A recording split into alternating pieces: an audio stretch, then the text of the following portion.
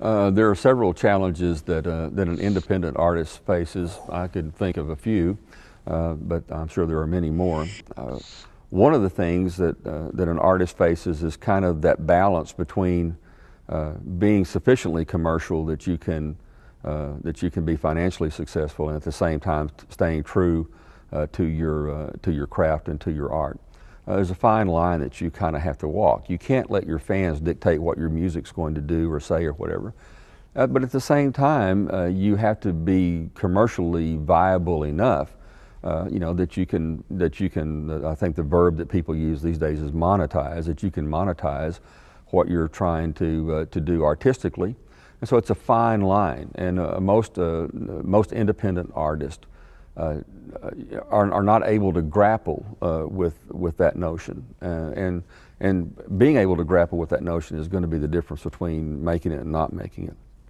Another thing that an independent artist has to deal with is money, and that is money. It takes money to fuel these, just what you're trying to do, and so you have to be commercially viable enough and smart enough to garner enough money by playing your music that you don't have to work somewhere else. There's no way that you can compete by going off to work for 8 hours for a plumbing company and then coming home and believing that you're going to work for the next 6 hours practicing your craft, as an artist. You can't do it. And you especially can't compete with somebody who is staying at home 16 hours a day and practicing their craft, writing and producing and recording and doing all their stuff. So money becomes something that you have to deal with. You've got to have enough money in the gas tank here, the fuel in the gas tank, to make the thing work. And so that takes some planning, that takes some effort. It also sometimes takes finding an investor, somebody who's willing to bankroll your enterprise for the next couple of years. And so one of the things that an independent artist really has to deal with, is that. A third thing that independent artist challenges that they have is being professional. They have to learn how to be professional oftentimes without the guidance of a manager or a record label or somebody who will make sure that they don't do the amateurish stuff that makes them amateurs and keeps them amateurs. For example, professionals know that in a live concert, everything is entertainment. Every nanosecond of that event has to be filled with entertainment.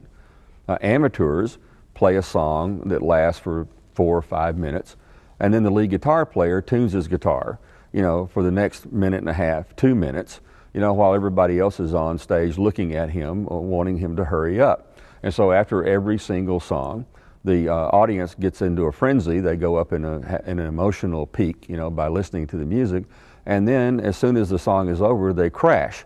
And so then they have to start all over again, the band does, by building up this frenzy and then stopping, starting, and this just makes for a very, very long evening. And so that sort of stuff, that sort of things that professionals have guidance in. A manager will tell you, if you can't get your guitar and keep your guitar in tune, you're going to have to go get another guitar, or we're going to go find somebody else, or we'll get you a guitar tech to hand you a guitar at the end of every song, or something to make sure that every single nanosecond of that evening is filled with entertainment. And we never let the crowd crash. We never let the crowd come down. We keep the crowd in this frenzy. And so, and that allows that emotional bond to happen, facilitates it happening at least, between the artist and the fans. So it's a tremendous challenge, for somebody to become successful if you're just an amateur, because you don't have the access to that kind of guidance that a manager will tell you, this is what we're going to do. We're going to play these songs in this sequence, and here's a reason why. And so everything is geared toward building that audience up, into a frenzy, and so that it'll be memorable. So the next day, when somebody says, "Who did you hear play last night?" Bam, they know, and unsolicited, they will go out and tell their friends, "I heard these people play last night, and they were outstanding." And so they don't have access to that. So anybody that knows much that's been around the record business for very long, can go to a venue and listen to somebody play and recognize that they're a rank amateur just in no time at all. And when you're a rank amateur, you don't stand a chance of becoming successful. There's just no way. There are just too many highly professional, highly polished people out there that the record industry can latch onto. They don't need to take an amateur and bring them up. It's just a waste of money.